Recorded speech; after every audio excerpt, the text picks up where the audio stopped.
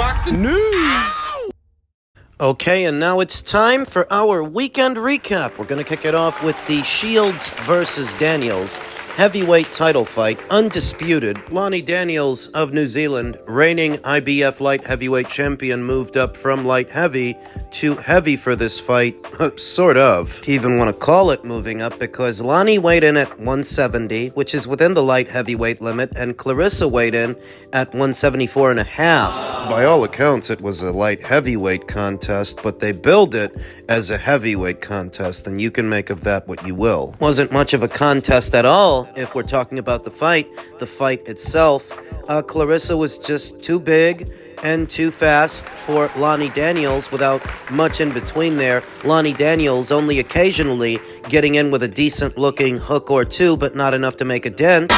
Short-lived moments of success the rest of the time. Clarissa is outworking her because she's too fast and she's too big. It harkened back to the kind of fights that Clarissa had upon her pro debut, where she's beaten girls on speed and volume alone. I wasn't interested. As big a boxing fan as I am, and as supportive as I have been of the women's boxing game, I was not interested in yesterday's fight. There was nothing compelling about it. Nothing exciting. Even though it did draw a crowd. An estimated 14,000 people showed up for the fight, which is good. That's good for Clarissa. Yeah, good for her, but I wasn't really entertained. That's just being honest. Post-fight, after the predictable outcome, her old buddy Shakur Stevenson said, "Imagine being so great, you lose one time in your entire life and avenge it on the biggest stage," referring to the Savannah Marshall fight.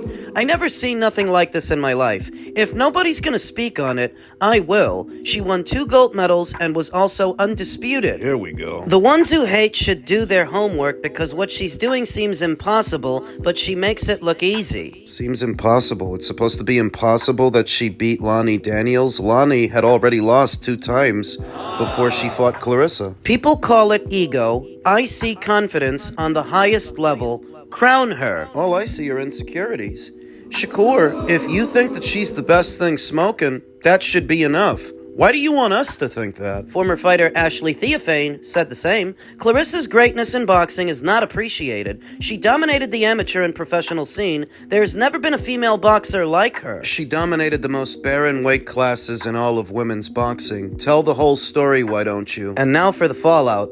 A Twitter user that goes by the name Jamie reacted to Shakur Stevenson's comment by saying, "Nobody's gonna speak on it?" She literally doesn't shut the hell up about it. Here it comes. Another Twitter user that goes by the name Carnage said, "I don't know what the hell you want fans to think. She's fighting tomato cans now. The weight class is dead and was dead before she even got there." Here's some more. Bronze West said, "There's a big difference between confidence and ego. You can be confident and humble at the same time. Don't forget, in the end, it's the fans that pay your salary, so don't shit where you eat." And Clarissa doesn't understand that, and shits on her fans, who then end up hating her and not supporting. Young G said, "We get it. You're her little bro, and she cheers for you while you run on stage. Well, not last fight, I'll give you that. But it's the only reason you tweeted this. She ain't no goat, so tell her to stop. She just thinks that. That hoe ain't no goat. And I wish she got her ass beat just to laugh at that." Elise Welljay said, "She supports you, so you support her. I get it, brother, but relax. Very unnecessary book you wrote." It's almost like Shakur Stevenson was begging people to be amazed, begging people to be blown away. Dave Hero said, "Fighting Girl Guide group leaders and part-time receptionists, unfortunately. If that was your level of opponent, you'd be getting called Jake Paul." Ace 2 times said, "You're glazing too much." Pun Rivers said, "No, bro, it's not hate. The thing is, she's not a nice person. On social media, she's always beefing with this one or that one and tries to rub her wealth in people's faces. Hashtag lame. And why call out a retired 47-year-old legend? There are many in your time to choose from." Well, I said that a lot of people didn't like she was calling out a fighter that's been retired for close to 20 years. Ryan H1730 said, "To be classed as great, you have to fight the greats. But guess what? There ain't any greats. So she's a good fighter in a shit pool of fighters." Ross, reacting to Shakur Stevenson's comments, said, "And yet nobody gives a fuck about it. Duke Kente said it's a personality that people don't like. NJ said she's fighting nobodies. It's not her fault. But the higher weight classes in women's boxing are shit. Nowhere near as competitive. It's not her fault. But this is why Katie Taylor is the real GOAT. You know, that's the go-to whenever I bring that up. They tell me that it's not Clarissa's fault that there aren't more girls at those weights, but you know who else's fault it ain't? It's not Katie Taylor's fault. I'm not gonna sit here and pretend that Clarissa's quality of competition is on par with Katie's because it's not Clarissa's fault. Well, it's not Katie's fault either. Lonnie Daniels is no Amanda Serrano, is no Chantel Cameron, is no Natasha Jonas. I'm not gonna pretend that she is so you can feel better about yourself and feel better about Clarissa. Darwin's Theory said, bro, who is she even fighting? They've got Walmart employees fighting her. Like 20 women in the world who even fight at that weight. And no one knows a single one of them. Kevin 1878 said 6 makeup artists in that division. Getting Tired said she is extremely talented, but she's fighting dinner ladies. Richmond 17 said she's fighting for fake belts versus lunch ladies. Shut up. Honestly, she's too lazy to fight in real women's weight classes. Let's stop right here. Because if I had to keep reading through comments like this, we'd be here all day. The moral of the story. People are not blown away that Clarissa is dominating weight classes where there are barely any women to fight. And the women that are there are barely any good. It's not just me. It's not just Ring IQ. Other people notice it too. And we're not going to pretend that Clarissa's quality of competition is on par with Katie Taylor's while you tell us that this is as good as it gets. This is it! This is amazing! Except so many people are not amazed. They're not looking at Lonnie Daniels and seeing the same caliber of fighter that Katie Taylor fights on a regular basis. It doesn't matter how many vacant titles Clarissa picked up. They're not looking at a Vanessa Joanese and seeing a Natasha Jonas. They're not looking at a Danielle Perkins and seeing a fighter as good as a Christina Linardatu. So why are we supposed to be amazed? Why are we supposed to be blown away? Why do you want us to think that Clarissa Shields is as good as it gets when we've seen better fights involving better fighters? Why? Because she's the same race as you and you expect us to care? We don't. And that's where Shakur Stevenson's comment comes off as insecure and needy. You're practically begging people to grovel at Clarissa Shields' feet so that when they're not, you call it hate. If you like her that much, that should be enough. The reason it's not, the reason you're practically begging people to like her is because they don't. It is not unanimous, it's not emphatic, it's not the consensus that Clarissa Shields is the greatest woman fighter that ever lived. That's just something that she tells herself, and you echo that sentiment, but the rest of the world doesn't agree. And yesterday's fight was not proof of why she's the greatest woman of all times. It was proof of why people say she isn't. I rank Clarissa Shields number 2 on the Ring IQ pound for pound list. So it's not like I've denied her plaudits or her credit. She's number 2, Katie's number 1. What? The issue they have is that I don't think it's close. Clarissa Shields is not a close second to Katie Taylor. She's just second. Second best. Over to the Zayas versus Garcia fight for what was the vacant WBO junior middleweight title. I predicted that Xander Zayas would win the fight and go on to become WBO champion, but credit to Jorge Perez Garcia, who showed he's a formidable fighter in more ways than one. When he beat Charles Conwell in his last fight, it was fighting a very different fight to the fight that he fought yesterday. With Charles, he chose to use his height and his length to keep Charles at arm's length, whereas with Xander, he stepped into his punches. He was aggressive. Talk about what we saw from Xander. Better X's and O's, better fundamentals. So, was established early that Jorge was going to be aggressive, lay it on thick. At which point you see Xander shooting jabs, straight jabs down the middle, to slow him down. While Xander's on the move. 2 jabs, 3 jabs, 4 jabs, all while he's on the balls of his feet, moving around. Inadequate response to the come-forward aggression of Jorge Perez, constantly walking him into those jabs to try and render him hesitant. When Xander wasn't doing that, he showed great defensive prowess, weaving under the sweeping hooks, slipping punches, blocking punches, moving out of the way of punches. Still landing punches of his own, grading it on a scale of 1 to 10, I'd give it a 6.5 to a 7 for Zandor. Xander did a lot of what he needed to do in the moment. 1 being a terrible performance, 5 being an average one, and 10 being a masterclass where you couldn't have done it better. I'd give him a 6.5 to a 7. Just above average, because even though Xander did do a lot of what he needed to do in the moment, he responded adequately. It didn't blow me away, and I got a sense of vulnerability from Zandor. Fragility from Xander. He's landing a lot of what he's throwing. He's landing a lot of punches, but I noticed they weren't having much, if any, effect on Jorge Perez. It didn't really slow him down. Even though Xander was landing punches, Jorge seemed to have more respect for Charles Conwell's punches than Xander's punches. That's a problem.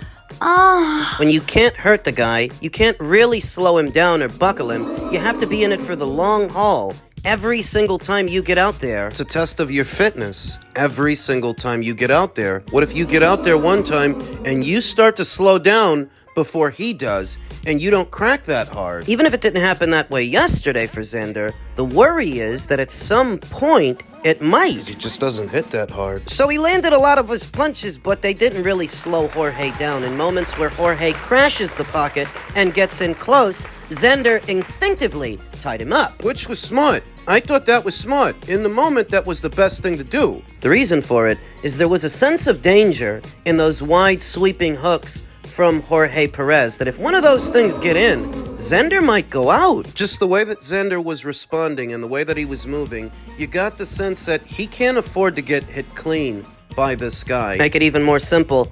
I don't know that I can trust Xander Zayas' chin.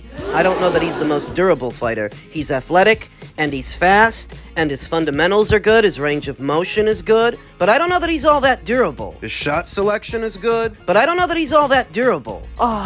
It was a workmanlike performance because Xander really had to work here. Even if he piled up the majority of the rounds, the entire time there was an element of danger, a sense that Xander really needs to stay on his toes. He's got to stay sharp. And he did for the most part. He won the fight against this caliber of opponent, but it left me with more questions than answers. How would he fare against a Sergey Boachuk, a Sebastian Fundora? You could argue that this fight with Jorge was a good rehearsal, a good litmus test for a Fundora fight, because Jorge was one of the few fighters at this weight that's actually a bit taller than Xandor. He won the fight, and I expected him to win the fight. But if this was an acid test, I don't feel like he passed it with flying colors. This card was billed as the final Top Rank show on the ESPN platform now that their deal is ended. So there was a sort of somber tone all throughout this show. The end of an era, as our good friends at the Spit Bucket podcast put it. Veteran trainer Kevin Cunningham highlighted this, saying, "Every major American television network has walked away from boxing," to which Nikisa Badarian of MVP said, "Pay attention, you smart guys on Twitter, and also be very grateful to DAZN for continuing to invest in the beautiful sport of boxing." We've been talking a lot about this here on the channel. There are two stories here. It's not just one. Reacting to all of this, a Twitter user that goes by the name Fists of Fiction said, "Legacy networks are dying. Everything is walking away from television networks. Why are you singling out boxing? Boxing has problems, but most are trying to have their own streaming service now." So he noticed it too. What I've been highlighting here on the channel, that where people are trying to make this a boxing story, just a boxing story, it's a bit more than that. The former giants of yesterday are not so giant today because people don't consume content the same way that they used to, or the same content that they used to. Veteran boxing scribe Marcos Villegas said, "We've got to ask why. The short answer is the product or lack of quality product on a consistent basis due to how difficult it is to make fights, given the purses of fighters we want to see in the ring versus their contemporaries. Two things can be true at the same time." A time of reflection.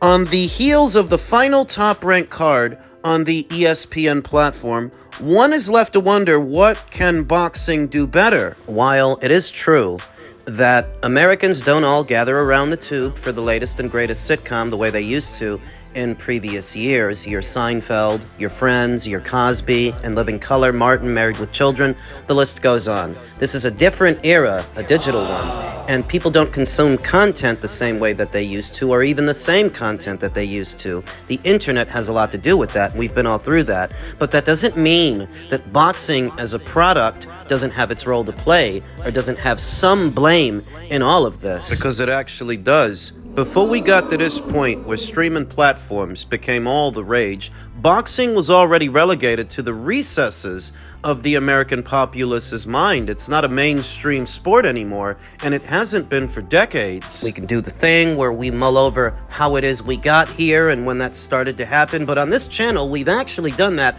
a million times. The question is, what needs to be different moving forward so that boxing can better advertise itself as a product? Bruce Carrington fought yesterday in another uninteresting fight against another uninteresting opponent. I don't even blame him. I think he wants the big fights, the big title fights at his weight, where there are 4 reigning champions. This is a part of the problem. Even if terrestrial networks are becoming a thing of the past, drawing eyes to a platform is not, and that's still the name of the game. You're not going to do that with fights that aren't compelling. When you tell me that a Bruce Carrington is going to fight a nondescript Namibian fighter in Matthias Hentai, I'm not excited. Boxing as an industry, and everybody in it, from the promoters to the sanctioning bodies, need to do a better job of delivering compelling fights on a consistent basis regularly throughout a calendar year. Otherwise, it will continue to sink further and further into the recesses of the American populace's mind,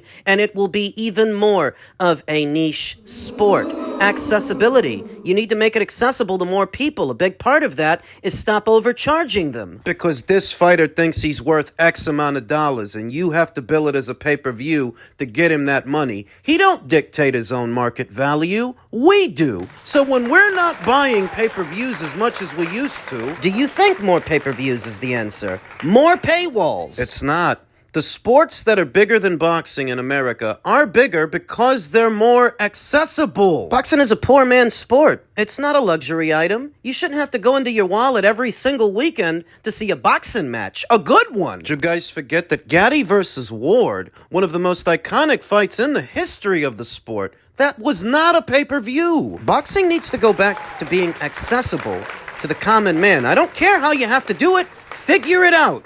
Because that's what needs to happen. Good boxing, too. And so the answers to fix boxing's woes in the American market may seem simple and generic enough, and the real intricacies are in the implementation, but it's not actually up to the consumer to figure out how to make a product better. That's up to the people in boxing, and they need to do a better job of that. In the American market, because in the British one, over 90,000 people came out to see Usyk versus Dubois, too. This is a uniquely American problem. And the American boxing scene needs to do better. That's the bottom line.